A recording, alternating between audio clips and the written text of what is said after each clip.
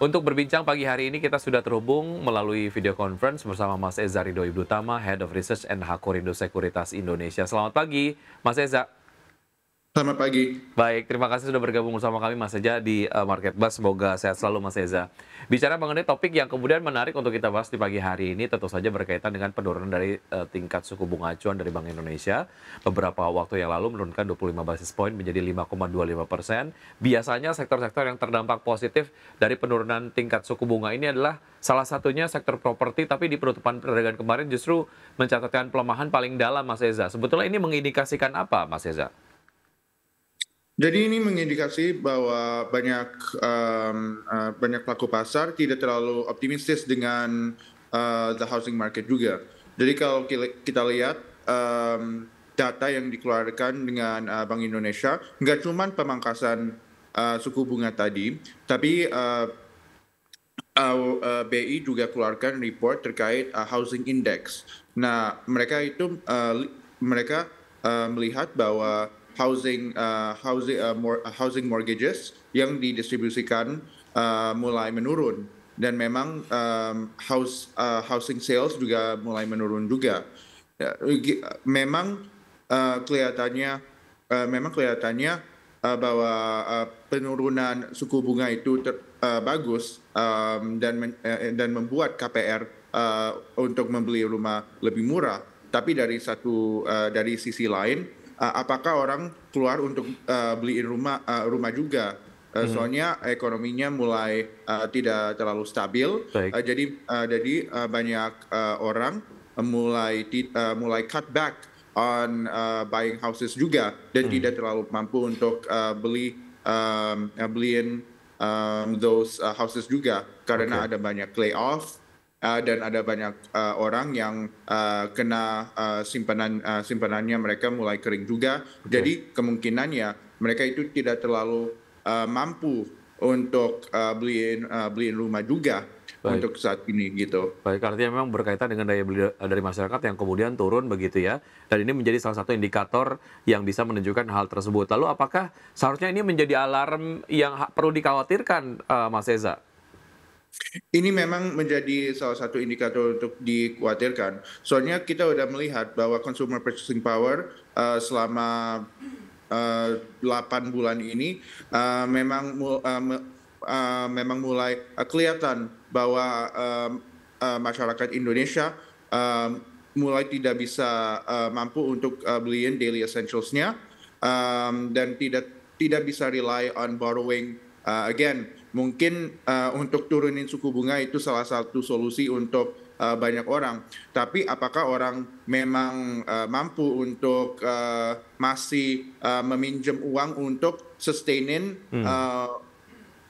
kehidupannya mereka? Soalnya kita udah melihat bahwa banyak rakyatnya kami memang kena satu dengan pinjaman online yang mungkin loan quality-nya kurang bagus juga, dan kedua adalah judi online juga yang menjadi salah satu cerita yang sangat besar di media massa. Baik, artinya kan kalau kita bicara mengenai data yang ada di Amerika Serikat mengenai data penjualan rumah gitu misalnya, nampaknya ini kemudian menjadi satu hal yang sangat-sangat meter sekali begitu ya, dan juga diperhatikan oleh pelaku pasar global begitu ya. Artinya memang seperti yang Anda tadi kemudian sampaikan terkait dengan penurunan penjualan dari perumahan sendiri, ini memang patut untuk kemudian dikhawatirkan ya, terkait dengan konsumsi domestik yang terdiskon begitu. Baik. Hal lain adalah terkait dengan pelemahan rupiah di tengah kesepakatan RI dan juga Amerika Serikat terkait dengan tarif impor. Seperti apa korelasinya? Adakah kemudian kekhawatiran masyarakat mengenai habisnya cadangan devisa Indonesia hanya untuk membeli ataupun mungkin memenuhi kesepakatan-kesepakatan yang sudah disyaratkan oleh Amerika Serikat jika Indonesia ingin menikmati tarif impor dari 32% ke 19%, Mas Iza? Jadi kita melihat bahwa cadangan devisanya kami memang akan ada lebih banyak defisit ke depan. Soalnya memang Amerika Serikat masih maintain 19% tarif ke produk-produk Indonesia. Memang kelihatannya kita kurang kuat untuk negosiasi sama Amerika Serikat. Itu kenapa kita selalu kalau mau nego sama negara-negara yang besar seperti Amerika Serikat harus ada multinational coalition juga biar ada lebih banyak leverage. Tapi masalahnya dengan multinational negotiations seperti ASEAN sama Amerika Serikat, semua negara di dalam koalisi itu tidak sama. Thailand itu nggak sama dengan Indonesia, Indonesia itu nggak sama dengan Vietnam, dan Vietnam itu tidak sama dengan Laos juga. In either case, kami melihat bahwa penurunan kita melihat bahwa penurunan tarifnya kami dari ke Amerika, produk-produk Amerika Serikat akan menjadi salah satu cara untuk membukain pasarnya kami ke investor-investor Amerika Serikat juga, dan membuka pasarnya kami untuk produk-produk Amerika Serikat juga. There will be a lot more free trade coming our way, which is a good thing. Tapi we have to be wary juga. Apakah free trade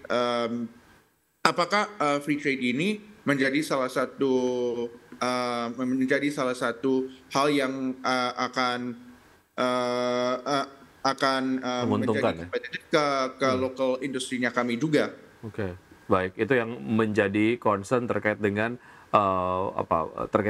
kesepakatan tarif dari Amerika Serikat dan juga Indonesia begitu, dan memang banyak pihak menyampaikan kesepakatan yang sudah dicapai kemarin cenderung merugikan Indonesia begitu ya, dan dari Presiden Prabowo Subianto sendiri ingin kemudian tetap melakukan negosiasi dari apa yang sudah kemarin terakhir disepakati.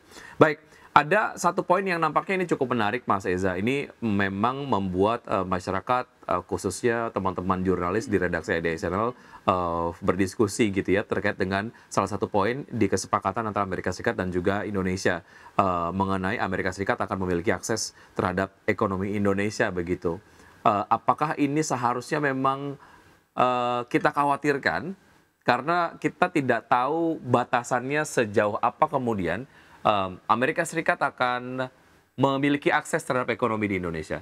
Dari point of view Anda, ini patut untuk dikhawatirkan nggak, Mas Eza? Sebenarnya nggak usah dikhawatirkan juga sih. Soalnya kalau kita melihat bahwa investor-investor asing mau masuk itu di industri mana aja. Kalau Donald Trump bilang dia diberikan full access, kemungkinan bisa aja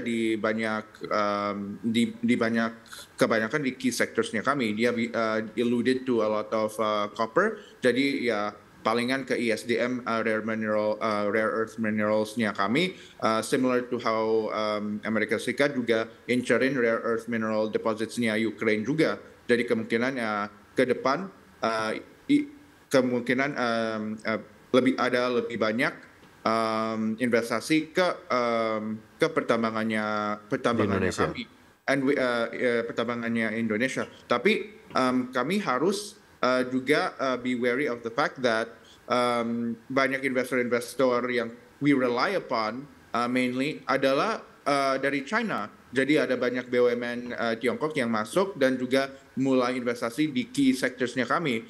Nah, kenapa kita cuma fokusnya di China dan tidak di Amerika Serikat juga? Nah, all those Chinese investors akan ada lebih banyak kompetisi. Dan kita juga harus be wary of that political fact that kemungkinan investor-investor dari China tidak terlalu suka investor dari Amerika mulai ada channel lebih lebar untuk masuk dan compete against them juga.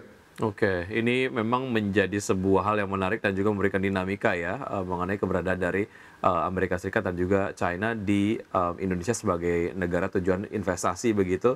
Dan kita lihat bagaimana Indonesia dapat juggle between the two, apakah kemudian akan lean ke Amerika ataupun lean ke China begitu ya. Baik, Mas Eza, masih ada pembahasan salah satunya terkait dengan saham-saham pilihan dari Anda di pagi hari ini. Kita akan lanjutkan usaha jeda berikut ini. Dan pemirsa tetap bersama kami akan segera kembali.